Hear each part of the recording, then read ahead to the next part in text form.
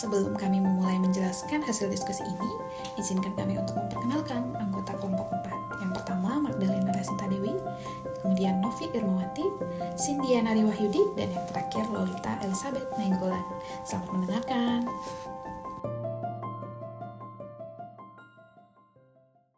Hai teman-teman, kali ini kami dari kelompok 4 akan menjelaskan tentang topik diskusi kami, yaitu Financial Inclusion through Fintech.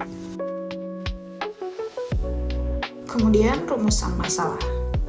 Pertama, bagaimana peran fintech sebagai alat untuk meningkatkan inklusi keuangan. Kedua, bagaimana mobile banking berkontribusi dalam menjangkau unbanked population. Kemudian, bagaimana peran microfinance dalam mengembangkan ekonomi digital. Dan yang terakhir adalah apa saja tantangan regulasi dalam penerapan inklusi keuangan berbasis teknologi. Tujuan penelitian. Yang pertama, menganalisis peran fintech dalam mendorong inklusi keuangan. Kedua, menjelaskan kontribusi mobile banking terhadap unbanked population. Ketiga, mengkaji peran microfinance dalam mendukung ekonomi digital. Dan mengidentifikasi tantangan regulasi dalam inklusi keuangan berbasis teknologi.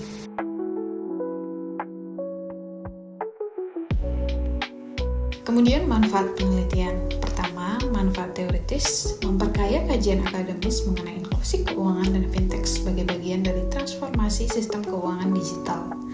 Yang kedua, manfaat praktis sebagai referensi bagi mahasiswa, regulator, dan pelaku industri dalam memahami potensi serta tantangan fintech dalam meningkatkan inklusi keuangan. Teori inklusi keuangan. Inklusi keuangan memastikan seluruh masyarakat dapat mengakses dan menggunakan layanan keuangan formal secara aman, terjangkau, dan berkualitas untuk mendukung aktivitas ekonomi dan kesejahteraan.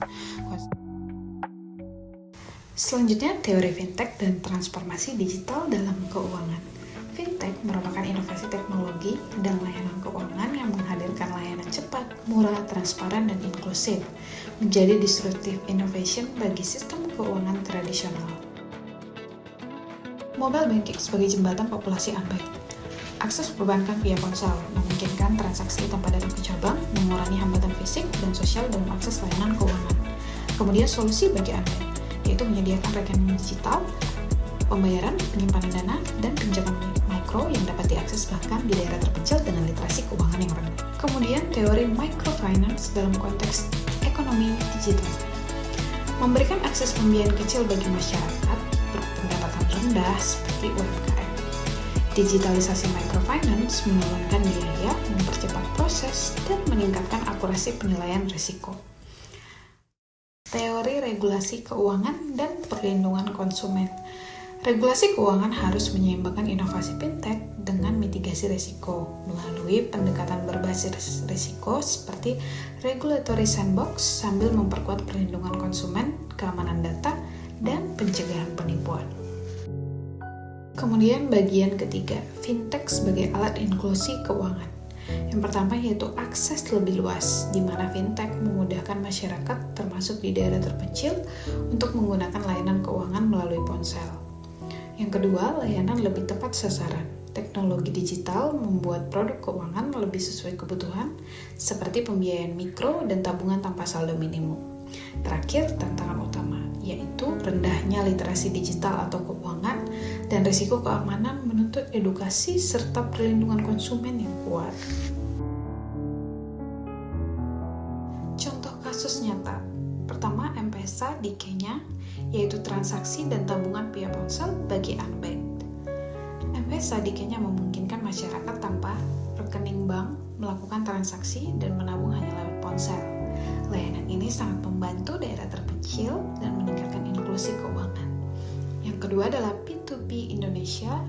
Dalam hal ini contohnya adalah Coinworks dan Modelku memberi pinjaman mikro untuk UMKM, yaitu di mana mereka menyediakan pinjaman mikro untuk UMKM tanpa prosedur perbankan yang rumit. Layanan ini membantu pelaku usaha kecil memperoleh modal lebih cepat dan mudah. Kemudian mobile banking dan layanan keuangan bagi unbanked population. Yang pertama, akses keuangan praktis, memungkinkan masyarakat unbanked melakukan transaksi, menabung, dan menerima pembayaran hanya dengan ponsel tanpa harus ke bank. Kedua, mendukung inklusi ekonomi, di mana mobile banking mempermudah penerimaan pendapatan seperti bantuan sosial, meningkatkan keamanan transaksi, dan membantu membangun riwayat keuangan untuk akses kredit di masa depan. Tantangan yang dihadapi adalah tantangan adopsi, di mana hambatan utama meliputi rendahnya literasi digital, keterbatasan perangkat dan internet, serta kebutuhan edukasi dan infrastruktur pendukung. Peran microfinance dalam pengembangan ekonomi digital.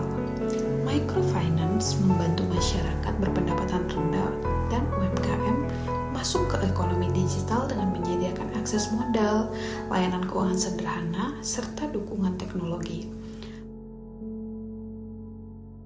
Kemudian tantangan regulasi dalam inklusi keuangan berbasis teknologi. Inklusi keuangan digital menghadapi tantangan regulasi seperti aturan yang belum harmonis antara bank, fintech, dan regulator, sehingga menimbulkan ketidakpastian dan menghambat inovasi.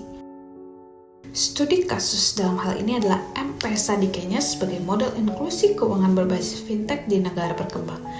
M-Pesa adalah layanan mobile money yang memungkinkan masyarakat Kenya mengirim, menyimpan, dan menerima uang hanya melalui ponsel. Sistem ini berhasil meningkatkan inklusi keuangan Kenya dari 26% pada tahun 2006 menjadi lebih dari 82% tahun 2019 berkat jaringan agen luas dan biaya layanan yang rendah.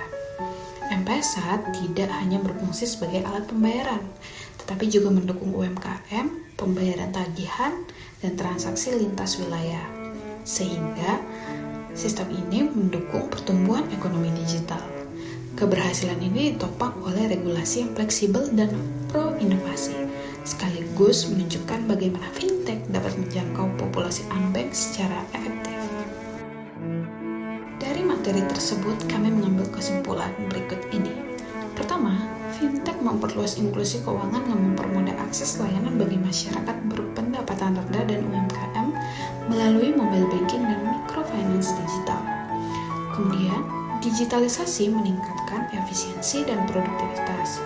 Meski tantangan seperti keamanan data dan pengawasan tetap perlu diperkuat.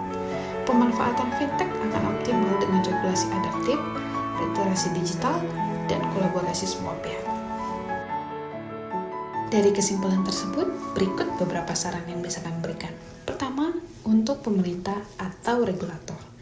Perkuat perlindungan konsumen, keamanan data, dan kebijakan adaptif terhadap perkembangan teknologi.